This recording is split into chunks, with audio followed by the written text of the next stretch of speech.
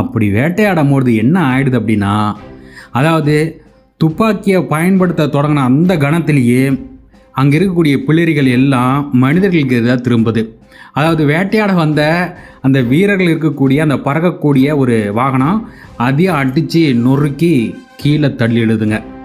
இதோடு அவைகள் நிறுத்துச்சா அப்படின்னு பார்த்தா இல்லை.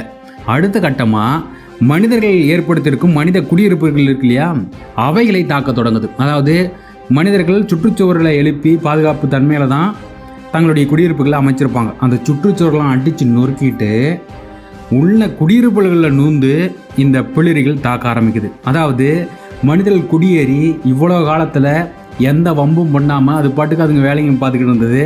முதல் கட்டமாக மனிதர்கள் அதை வேட்டையாடணும்னு சொல்லி முதல் வேட்டைக்கு போகும்போது இந்த சிக்கல் ஆரம்பிச்சிருது.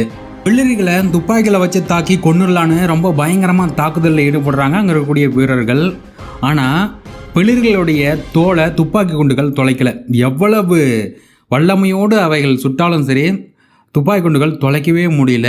பிளிர்களுடைய உடல் அமைப்பு ரொம்ப கடினமான தோல் அமைப்போடு இருக்குது அப்படிங்கிறது தெரியுது. ஆனால் அதே நேரம் அந்த பிளிர்கள் ஏற்படுத்தக்கூடிய தாக்கம் அடித்து நொறுக்கிறதுல மிக மோசமான பாதிப்புகளை ஏற்படுத்துது. மனித உயிரிழப்புகள் ரொம்ப அதிகமாகிடுது.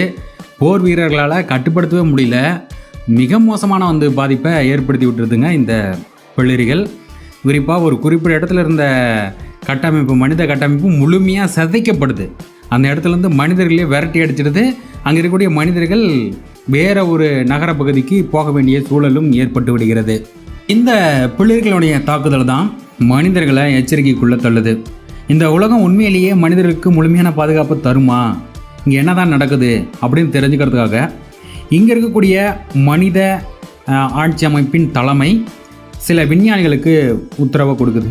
அதாவது 3 உயிரியல் சார்ந்த விஞ்ஞானிகளுக்கு இந்த பிளிரியுடைய தாக்குதலில் என்ன விஷயம், அவைகள் உண்மையிலே எப்படி செயல்படுது,